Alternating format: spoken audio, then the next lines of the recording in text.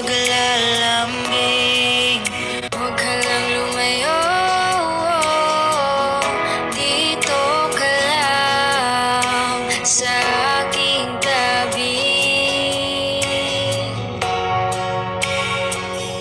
Nang dumating ka sa